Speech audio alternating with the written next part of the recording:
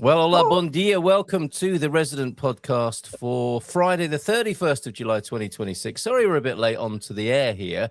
We were arguing over which pieces to do. There is so much news, is there not, Natasha? What a frenzied time this is. How are you this week? It is a frenzied time. You're right. It's a frenzied time everywhere. And I think that's part of the problem, isn't it? We're in this time where we're all so distracted by a lot of the time things that shouldn't matter. And then the things that should matter are kind of pushed into the background. But then there's so much going on. And yeah, it's a bit scary, really. Well, thank you for being here. Let's see if we can relax for a moment and not let these news headlines that we're analysing this morning make us too anxious. Paul Rees, Senor Rees, thank you for joining us from central Portugal. Frenzied, or are you bringing some rustic charm and calm to us this morning? We'll bring some rustic charm. Yeah, I mean it's the silly season for news. Everyone's on holiday. Everyone's using AI to fill up websites and newspapers. But the central region is remarkably calm. Everybody's very relaxed. There's very few fires. The fire service is pouncing quickly should anything pop up. And there's lots more tourism I've noticed this year. You can tell by the number plates, basically, and the amount of camper vans. And it's just a really nice, pleasant time. It's everything I've been saying all year, plus 20%. It's very... Paul. Right. Well, great to have you here, bringing that peacefulness with you. Maybe Natasha and I are in Algarve, Lisboeta, Silver Coast bubbles of anxiety, and we need to get to central Portugal more often. Definitely. Right. Okay. Well, let's go back to the fires that you mentioned. We are well and truly into fire season, no question about that. But mainly in the north, it would appear, Natasha. You've been keeping an eye on this. Yeah, I mean, with all the fuss that's being thrown around about this interior minister, he has got things very well organised, as you say, Paul, and fires on the whole are being leapt on and snuffed out very fast. But unfortunately, in the north, it just hasn't worked because of the winds, because of the fact that they are really it must be the state of the land as well, and the fact that it starts in these very difficult to access forested areas. But the fire that started in Valpassos on Tuesday afternoon, they thought by Wednesday that they had it kind of 80% dominated. And I thought, let's hope. And it isn't. It's back on three fronts. It's gone into Mirandela. It's gone into another municipality called Vinhais in Bragança. I can't remember what it was, the website you told me about, Carl. Oh, Fogos Agora, yes. Fogos Agora. Say it again? Fogos Agora, as in fire now. Okay. I'll put a link to it. I'll share it. Yes. Well, I've got that up, and I must say I didn't make much of it. But the fact is, we've got another fire that started in Spain, and I think has now come into Portugal, which is around Chaves. So there's a real mess going on in the north, and it's so tragic. Some villages, quite a number of villages have been evacuated. People have been corralled into... Junta de Freguesia, I think, in Vinhais, was it? Oh, really? So evacuations, Bordeaux style for Portugal? Yeah, but not in the same quantity, obviously, of people. No, and nothing like Crete, where they managed to evacuate 8,000 people. Can you imagine that? It's extraordinary, isn't it? That many people on the move seeking it's absolutely terrible. And then while we're all looking at the fires, you've got hundreds of Moroccan men swimming into Spanish Ceuta.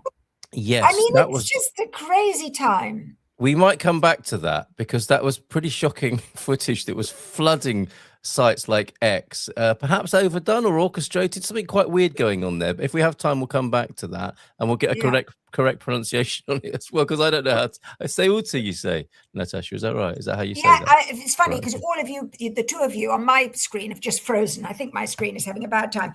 No, we're seeing you fine. We're hearing you fine. Yeah, we're hearing you fine. Just a very quick update then from Fogos Agora here. Fogos.pt is the traditional reference point for fires. This is for wildfire nerds in a sense. This is much more complicated, complex, I should say, and deeper diving and analytical. But there's a good snapshot here. Currently, at just after 9 on Friday morning, 31st of July. There are 1,278 operatives using 417 vehicles and 6 aircraft at the moment on 30 active fires. And as you say, Natasha, we've got this just near the border here, two very large fires. And with this particular system, you can lock in like that and see what's going on as though you're there. Thankfully, you're not, but it's a very, very granular and in-depth approach. Yeah, but you can see the Valpassos fire is just enormous, isn't it? Yes, indeed. And I thought, as you said, it was concluded, but it seems to have reignited. It just keeps moving. World travelers with us. It's the winds and firefighting aircraft cannot fly at night. I saw some terrible, I think it was in where you were saying in Greece, the winds were so strong and obviously whipping up the flames, the shamash as well. But that's because when the fires get to a certain temperature, they create their own weather, you see, and they create their own winds. Yes, and then this is what we're told, isn't it? This other problem is that some of the firefighting planes, I mean, for instance, people here seem to think that Canadairs are the be-all and end-all, but they aren't, because there's a limit to which they can fly. They cannot fly. I can't remember. I wrote about this the other day. I think it's above 300 degrees centigrade, whereas other planes can fly higher than that, 500. Not planes, sorry. Black Hawk helicopters can do much hotter conditions. Yeah. And the fact is that the Canadairs, we could have a whole fleet of them, but in some of the fires we couldn't use them. They simply couldn't go up. Okay, so well and truly into wildfire season here. Be careful, be prepared, stay alert to what's going on. Paul, how I mean, presumably it changed for you to move from the south to central, where previously, historically, we've seen some of the worst fires in central. How do you prepare? Well, the Rural Properties, which I run, owns various rural properties, strangely, and everything is strimmed because the fines are significant because they're company owned. So everything is completely strimmed. Neighbours then join in. Every village is cleared to the correct boundary radius. The police have been very active in monitoring and advising and nudging people in the right direction. So on a local basis, I mean, these laws always existed before the big fire in 2017 around here, but people now are far more active and wary. You know, the police are telling people to move the wood piles from outside the back door to somewhere else. Right. And it is good. I mean, there was a day-long fire near here last year, and I've never seen so many aircraft. It was absolutely pounced on. I think anything beginning with Pedrogao, the government pressed the send help now button. Absolutely. But it is swift. It is swift. And luckily we've got the barraging here, so the aeroplanes can fill up with water close by. Yes. But in the north, you've got far harder access. You've probably got a long way to go and fill up during the day only. You've got poor access for the firemen on the ground. That is the real tough job.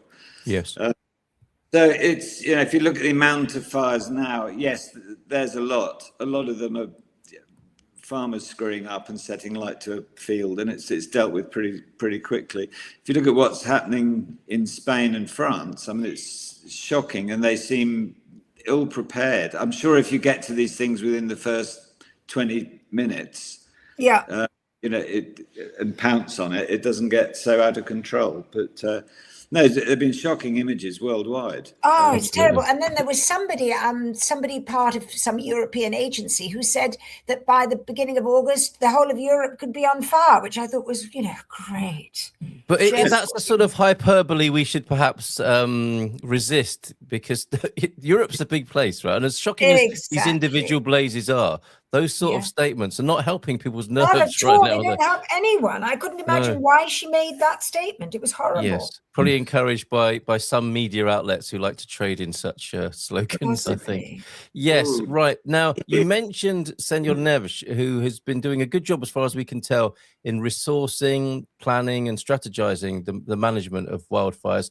His own personal political life, however, seems to be a bit of a wildfire at the moment. Sorry if that's a bit of a laboured analogy, but it really is, isn't it? I mean, this whole swimming pool thing, What's going on with this? I'm Well, going to bring one of your articles up about him. There's a Shager connection here, isn't there, Natasha? Yeah, you can put the one of his press conference where he said he was going to tackle point by point all these incredible allegations that have been thrown at him literally in the last sort of 15 days. But the thing that really fascinates me is why is everybody going after this man? Yes. Why? Good question. What is behind all this?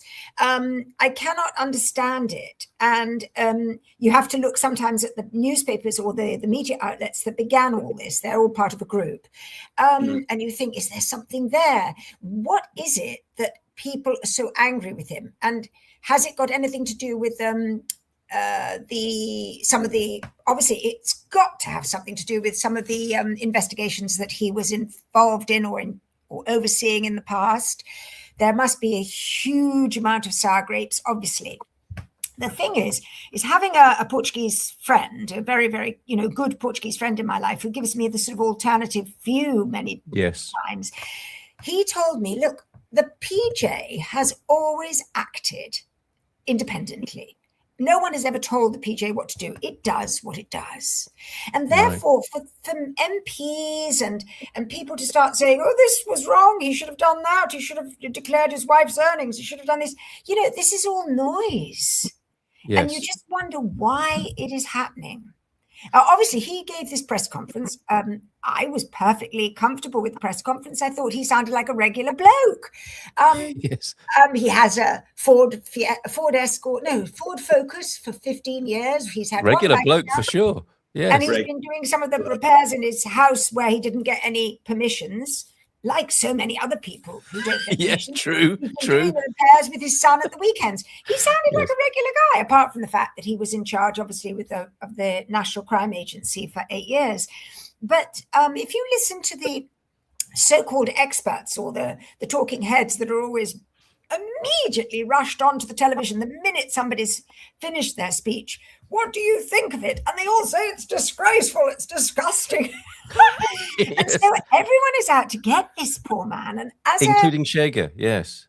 Well, obviously Shager, but then Shager, I think in this case, Shager shot itself in the foot. That staged raid on its office in Parliament was so banal. Staged, so you say? Staged, you say, Natasha? I think it was staged. And then allegedly. Vital information. Isn't that handy? Because they probably never had it. Natasha, these decades in journalism have made you a little bit cynical, I might say, this morning. But yes, I don't Paul. know. You see, I don't know what they've made me, but I always feel very sad when somebody is being attacked from all sides, unless it's somebody like, obviously Vladimir Putin or Donald Trump, in which case I'd be cheering them on. But in this case, in this case, I cannot see why people are doing this to a man who is in government in one of the toughest jobs. And why can't we just let him do his job? If we want to talk about all these nitty-bitty problems. He is a polar figure, Natasha. And Paul, I think, is going to present the other or another view on this. Regular bloke, drives a Ford, does his own repairs. Forget his Ford. Do you want to see what's in the other garage? No, come on, Paul. He's an ex-head of the PJ, and now he's a politician. And talk about having trouble with the transition. That arrogance and pomposity of this man's responses. He's highly selective. He won't answer the questions properly. He's sniffy and dismissive. And no wonder the press walk out the room and say, well, what did you think? No. He's a policeman that is used to being accountable pretty much to nobody, strangely, and that's the world they work in. And he was highly successful, I would argue. And then he's asked the sort of questions that we ask politicians, like, did you have planning permission for your swimming pool? It's bloody simple to answer, and it has to be dragged out of him.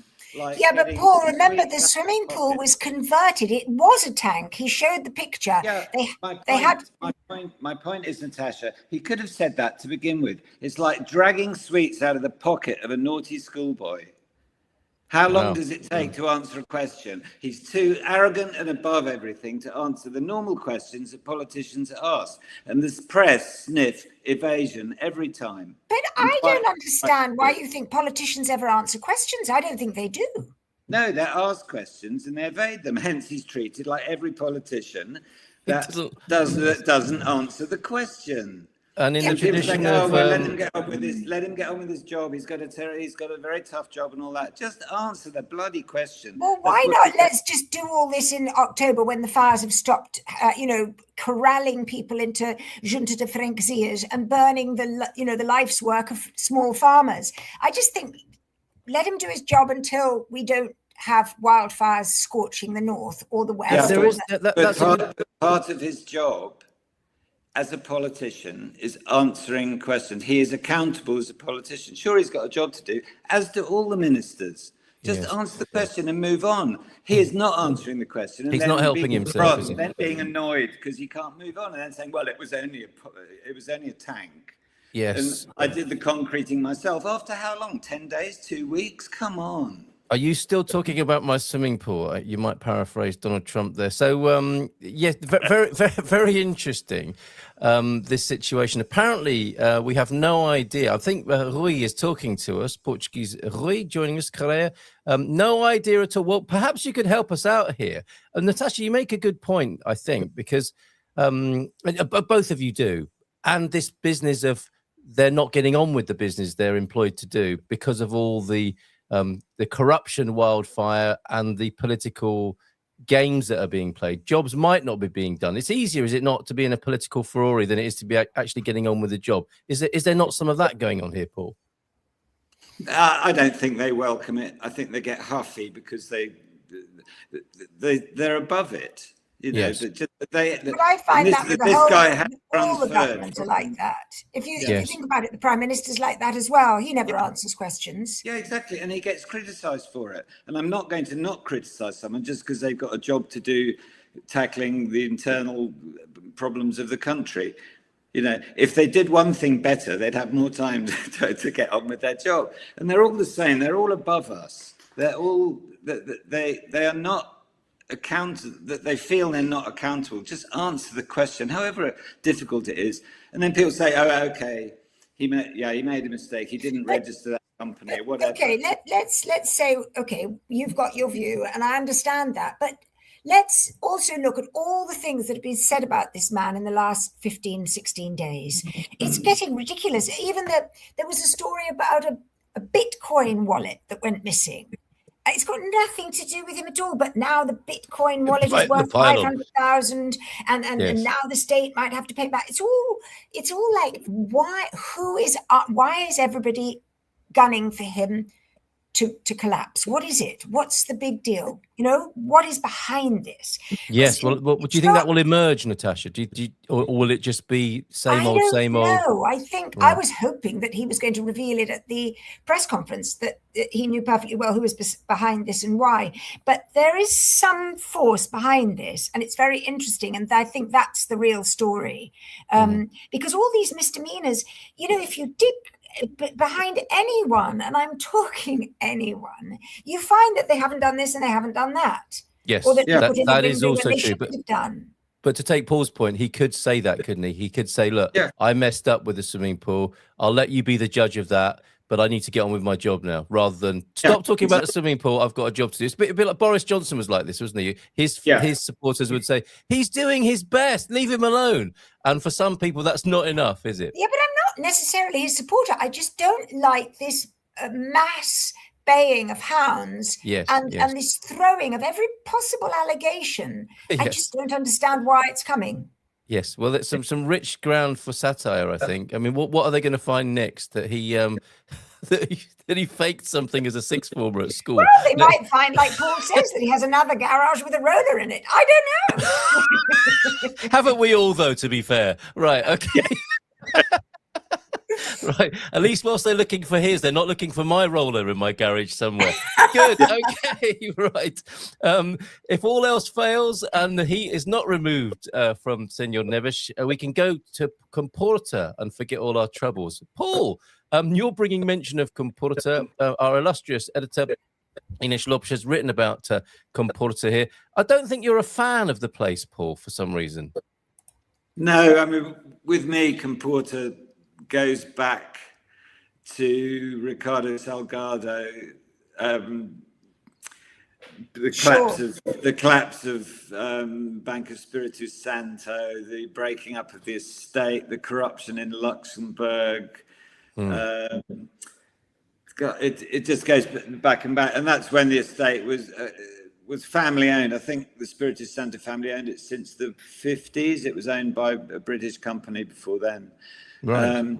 And it was very much their playground. They were left alone. They built some illegal houses on it, but nobody was bothered. They just potted around and had their sort of rather genteel summer holes there. When it all blew up with Tricky Dicky fouling up, the whole family just was aghast that they were going to lose the estate, and hence, yes, it was sold off to not the highest bidder, but it was sold off, let's put it that way, with Paula Amorim as the front woman, who owned, I think, 5% of the company, the development company. Then all of a sudden, the development plans were revealed, and it's shocking what's happened there. Well, how this area wasn't national park, like exactly along the That's west coast, interesting. where you are.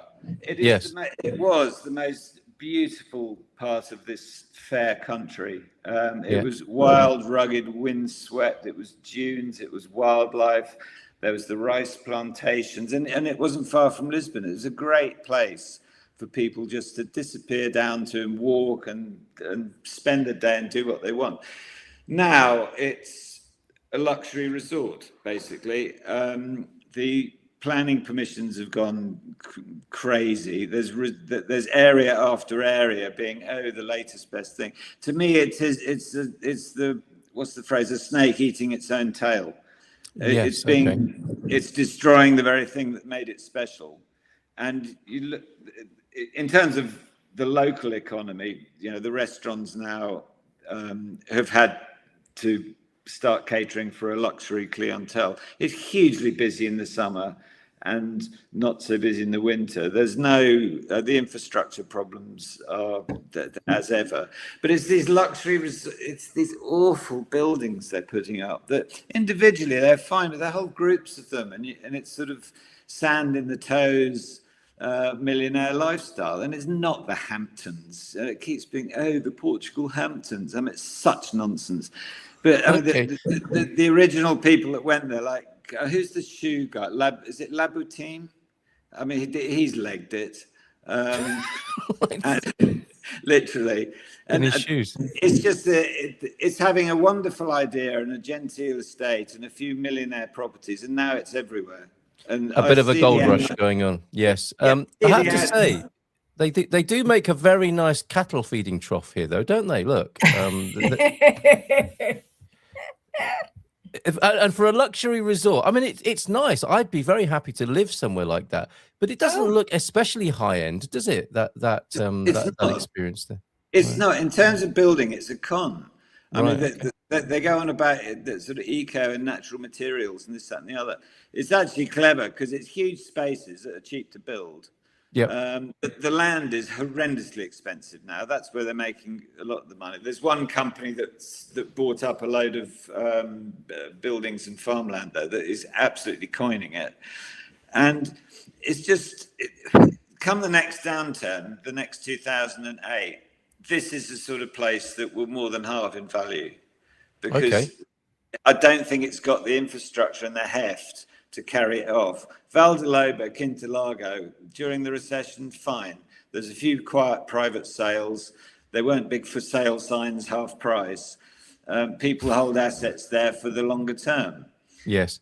The Comporta, I just see as it doesn't, I wouldn't say a mirage because there's stuff actually built there, but I get asked about it a lot.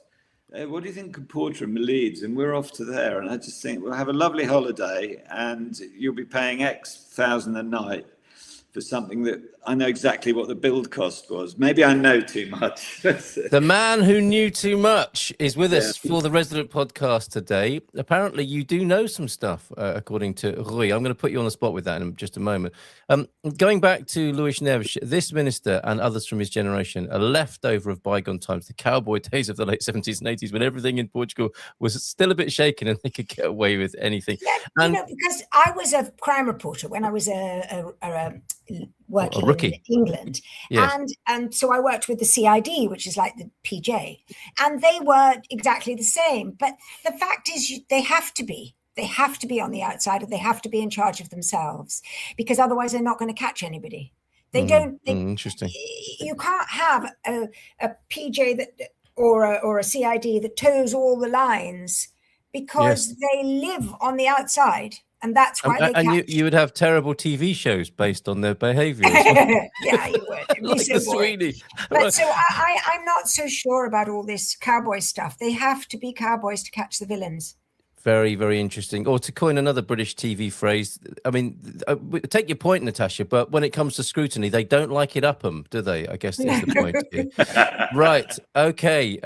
Paul, knowing his stuff then, your points about Comporta, points taken. And if there is if and when there's a downturn, it will look a bit sad because there's no natural community there. It's just a lot of buildings, isn't it? And if they're empty, it won't be a good look.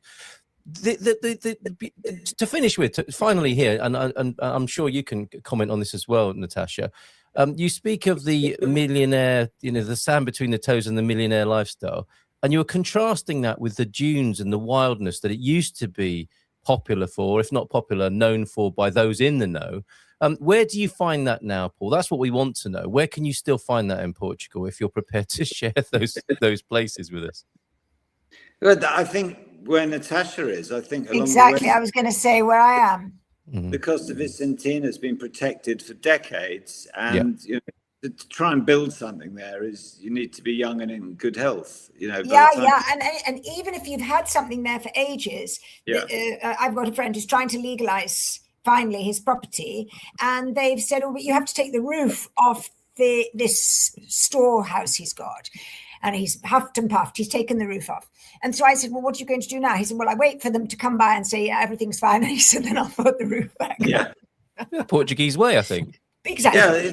But then if he was Minister of the Interior, you'd have an entire week of scandal over this. The thing is that, yes, Costa Vicentina is fantastic.